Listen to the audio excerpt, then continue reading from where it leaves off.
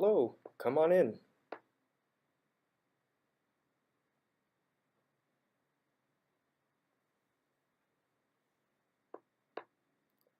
Hello, I'm Aimee Musavi, the deaf specialist at the Arizona Commission for the Deaf and Hard of Hearing. Guess where I am? I'm at Lochiel Brewing, and I'm here with Ian Cameron. I'll be introducing him. He is a deaf brewer and the owner of this brewery in Mesa, Arizona. We're here at Lochiel Brewing. Where does the name Lochiel come from? And how did you get involved with brewing? I'd be happy to answer that question. Lochiel is a family name. I am Ian Cameron of the Lochiel, and it is a different branch of the Cameron family. There are several different branches, and Lochiel is the top branch of the Cameron family. It is the family that that brews the Scotch beers. To answer your second question, how did I get involved with brewing? Well, that's an interesting story. I'll try to keep it short. But I started studying biology and chemistry, and at the request of a certain grandfather, but I was taught how to brew root beer with alcohol. It's not not your grandfather's root beer that you've heard about, but it's similar to that type of root beer. And one thing led to another, and I started to experiment with different grains and a variety of equipment, and I started to narrow down my focus. My grandmother gave me the family recipe, which is what I use now in the brewery. Wow, you were just talking about your family, and here we are in the brewing area. I have some questions for you about your family history, family recipe. Where does it come from? Sure, I would be happy to talk about my family recipe. This recipe is 300 years old, and the recipe is for a war beer, and it's for all of the Scottish families who were in the Jacobite War versus Scotland and England. And the purpose of the beer is truly to be a meal. It was supposed to be a quick meal in order for people to feel less, because obviously that was the purpose of alcohol. But over time, the beer became more of an art. And after the war and after everything had settled, there was a truce between Scotland and England, and the United Kingdom was formed. The families passed down this recipe, and it changed over time, and the focus became more on the art of the beer. And the beer stopped being made about 100 years ago because the final family brewer passed away in World War I, and so the art of making the beer was lost. And to add on to that, the Prohibition era began in the United States.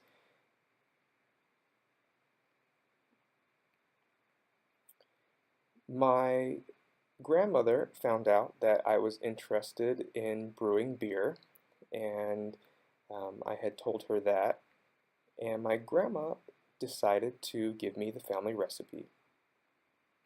I decided to give it a try as a home brewer, and I've been a home brewer for the last 15 years, but I decided to focus on the art of the Scotch ale. I decided to send the recipe back to the family after I felt like it was ready for commercial production. my goal was to open my own brewery. I sent the recipe to my family in Scotland for them to try, and soon thereafter I got a letter saying that they approved of it for commercial production, and here we are today. That story about your family history and the war is amazing, and it's great that you got this seal of approval from your family. That's really interesting. I couldn't help but look at your wooden tap handle that you have. What is that all about? Well, you can see it here. This is the tap handle that will be used, and you will be seeing this around the Phoenix metro area over the next few years. You can see the family logo up here and the family crest at the top. And up here at the top it says Aonob Ri Chieli, and that is Gaelic for let us join together. You can see the 5 different arrows becoming one, and like I mentioned earlier, there were the 5 different branches of the Cameron family, and that is about them joining as one.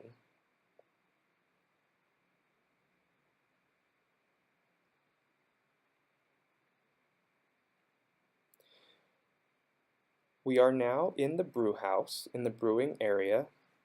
Ian, do you mind telling us what the brewing process entails? Sure. This is the mash tun. This is where we put the grains, and they eventually become a sugary liquid.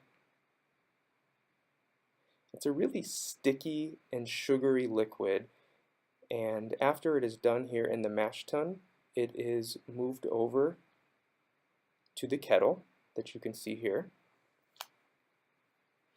In the kettle, the liquid is boiled, and this is where the sugar becomes more integrated with the liquid.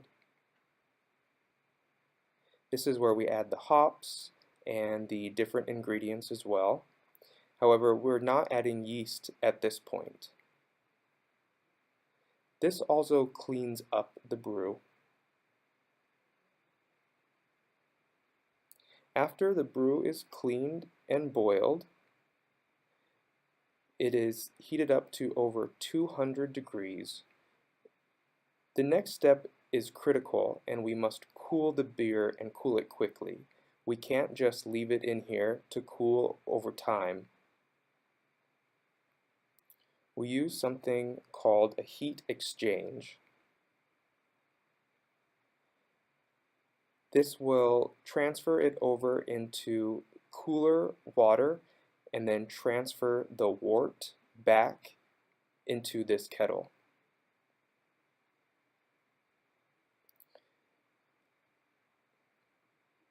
This drops the temperature from 200 plus degrees to 68 degrees in 3 or 4 minutes. After the exchange, the beer is then transferred over to the fermenter that you can see over here.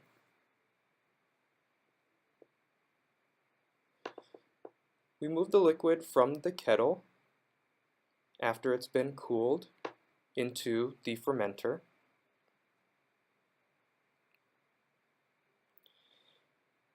Next, we will be adding the yeast.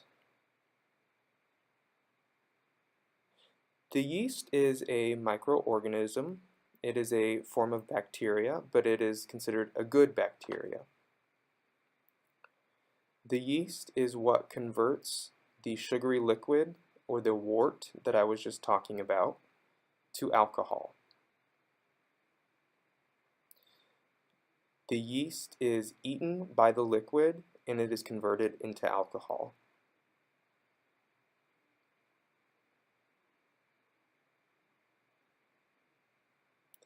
This typically takes a week or a week and a half to completely convert the liquid to alcohol. It's still a little bit sweet, but there are many different types of yeasts that can be used.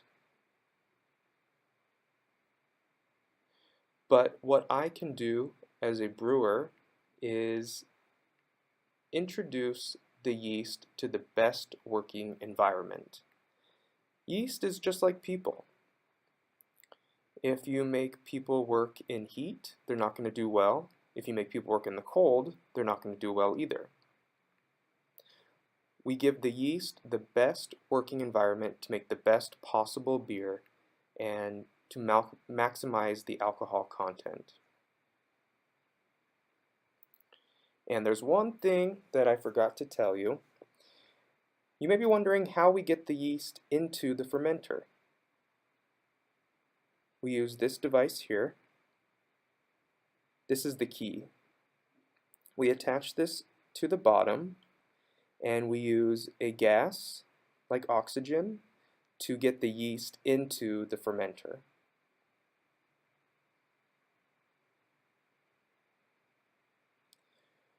After this process, we transfer the liquid over to the next process. We transfer it into this beer bright tank, or BBT.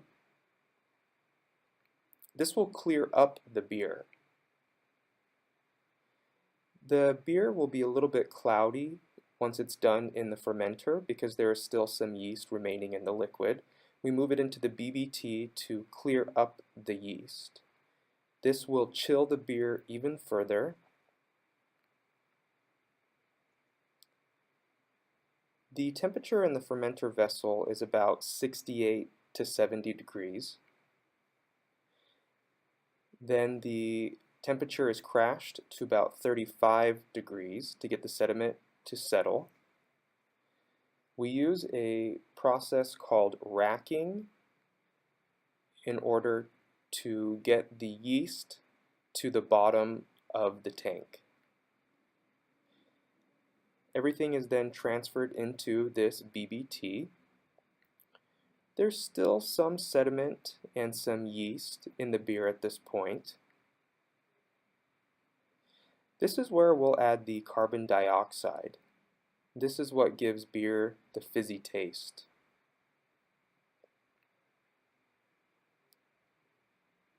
After we add the carbon dioxide, we will transfer the beer into kegs.